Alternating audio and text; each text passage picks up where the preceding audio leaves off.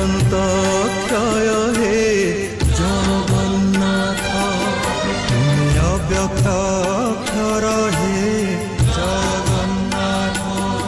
নিজ ইচ্ছারু সৃজিল